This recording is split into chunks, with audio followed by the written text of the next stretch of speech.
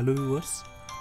So next there is a design for manufacturing and assembly, that is a DFMA part 2. So learning objective to know the importance of the design for manufacturing and assembly. To understand the principle of the DFA, the student should be able to explain the importance of the design for manufacturing and assembly, and student should be able to aware about the designing the components. Design for assembly, that is a minimizes part count, design parts with the self-locating features, design parts with the self-fastening features, minimize the reorientation of parts during assembly, design parts for retrieval and handling and insertion, emphasizes that is a top-down assemblies, standardized parts, minimum use of fasteners, encourage modular design, design for a base part to locate other component, design for component symmetry for intersection. First one, design for assembly. Generally that is accepted guidelines for design for assembly.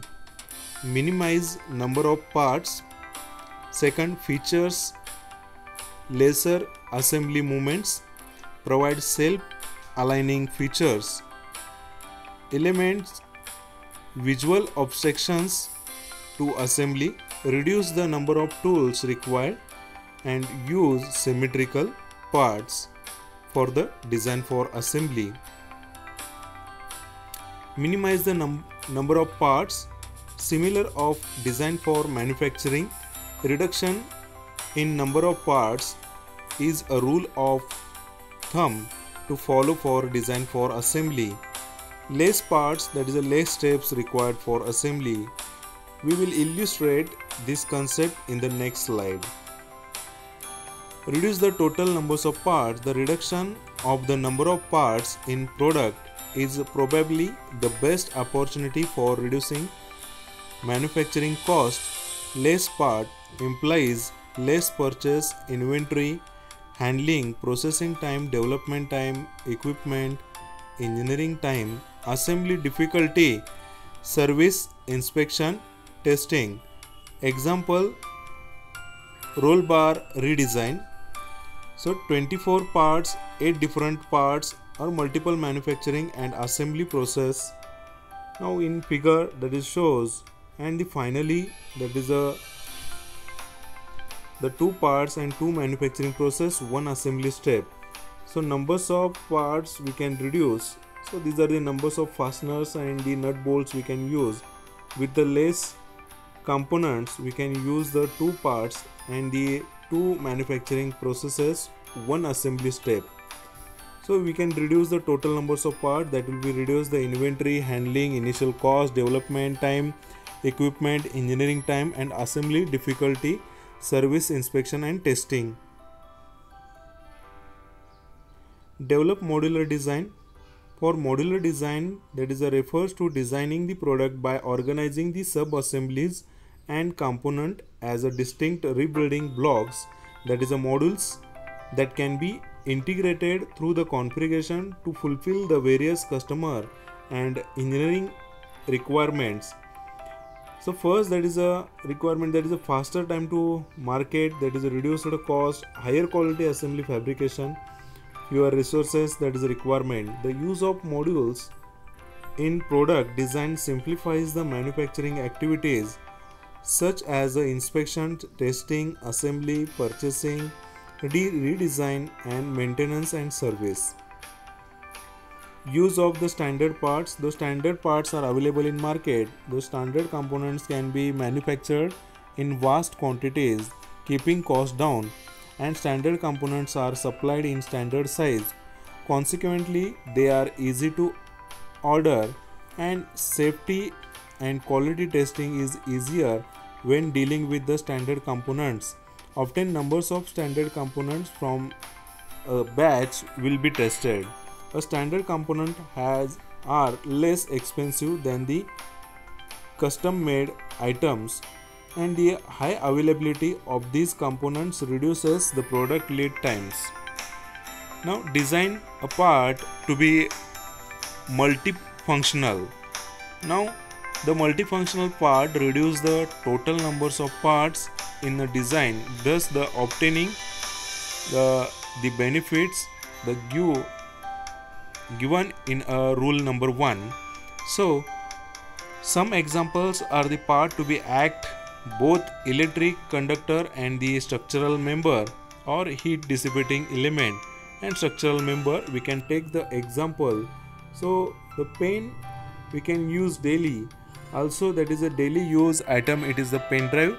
We can use that as a combination or multifunctional, that a combination of the pen and the pen drive we can do in the same part. Design part for multi-use. In manufacturing firm, that is a different products can be share part that have been redesigned or designed for multi-use. These parts can be have the same or different functions when used in different products.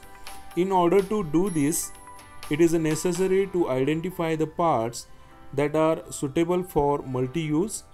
For example, all parts are used in the firm, that is purchased or made, can be stored or sorted into two groups, that is the first containing all the parts and that are used commonly in all the products. Design for ease of fabrication. The select the optimum combination between the material and the fabrication process to minimize the overall manufacturing cost.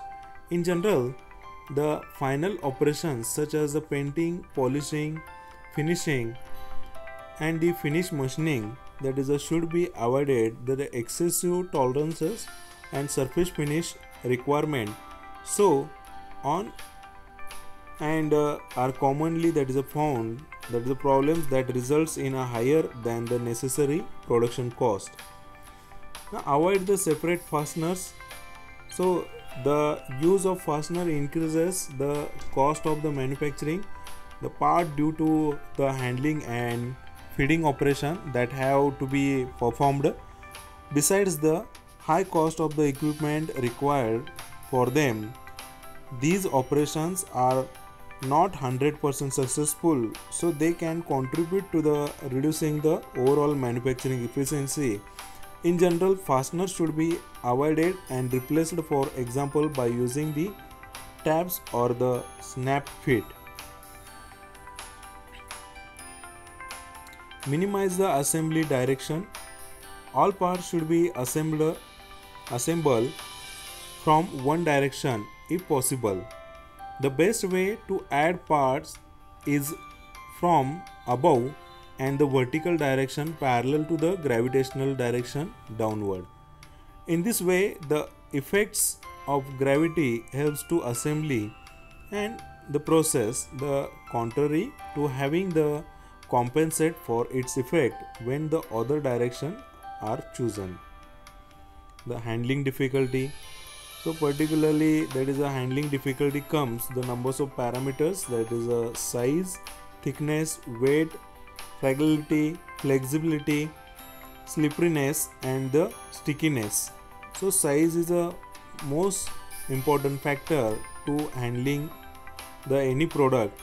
So also slipperiness, we can provide the rubber grip or the particularly that is a knurling, straight knurling or diamond knurling on the surfaces of the component, as well as the as per requirement there is a sharpness and the flexibility of components. So extra provision it is provided to easy to handle the product. So general design principle, the self fastening structures or features we can use for the assembly. So top down assembly, that is the use of gravity force, so they can easily assemble by one and without any efforts we can assemble the number of components. Less assembly movements, with to reduce the assembly time, designer can take into consideration that is a top down approach to design. and have feature in the same orientation. This reduce the need to be, that is a reorient and the main body during the assembly. We can use the top down approach. So this figure it is shows that is a top down approach for the bearing or the particularly shaft. We can assemble numbers of component with the same direction. They provide the self aligning features, that is a insertion issues, that is a provides self aligning and self locating parts. So part can be changed, that is a part can be hang up, or that is a falls into the place that is required. We can give the taper, or the particular part must be, that is realized before it is located, making it is difficult to align.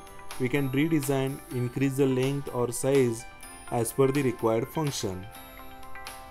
Eliminate the visual abstractions, that is a look at the two diagrams, that is a on the left, that is a as designer take note to prevent the visual obstructions of assembly. The blocking visual side, that is assembly features, increases the difficulty of assembly and thus increases the time required. So this is the first figure, it is not correct, that is we cannot use that. For visibility we can use the second one to easy to assess the fasteners, that is not time consuming, reduce the numbers of tools required. So within a less time and less equipment we can assemble. For that, another simply, that is a thumb rule for the designers to follow to reduce the number of tools and variants that is required. For example, for same kind of the fasteners can be used to reduce the numbers of tools that is required for the fasten them. So for assembly we can use the same fasteners, do not go for the variety.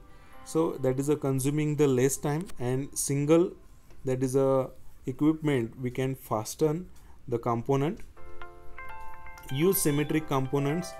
So figure shows the reducing time in spent on the alignment during, that is the initial design and the design for manufacturing, that is the improved design, that is a DFA approach, that is fewer parts and symmetric.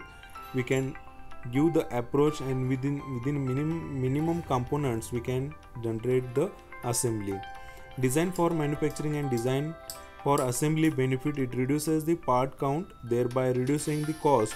If design is easier to produce and assemble, it can be done in less time, so it is a less expensive. It increases the reliability, because if the production process it is a simplified, then there is a less opportunity for errors. It generally increases the quality of the product. For the same reason as why it is increase the reliability. Design for manufacturing and assembly principles, that is a one by one we can go, that is a minimize the number of parts, minimize the numbers of fasteners, standardized components we can use, avoid the difficult components, use of modular sub-assemblies, use of multifunctional parts, minimize the reorientation, use self-locating features, avoid special tooling and test equipment, provide accessibility, minimize the operation and process steps. So these are the we can use. For DFMA, design for manufacturing and assembly, that is equipment improvement example, that is a start we can use. And finally, that is with the numbers of steps through we can reduce continuously, that is a approach of development. We can finally, that is a finish with the same with the less components. So case study it is a shown, that is a perform, that is a design for manufacturing assembly analysis, that is a to assembly and manufacturing cost to compare the alternative design solution. Now we can see the table we can manufacture with the different methods, but that is a conventional design, that is a comes with the numbers of points we require to, or numbers of components we require to separate manufacture. But the assembly we can initially only two components, that is a initially that is a assemble and disassemble, that is a design for manufacturing and assembly. We can go for this method by using the DFMA. Similarly, that is a headlight trim that is a screw before and after analysis. So numbers of component reduces, that is inventory reduces, cost and time reduces, and that is a use for the, that is a higher production with minimum time, and that is a maximum profit. Thank you for watching. Stay connected for the next videos.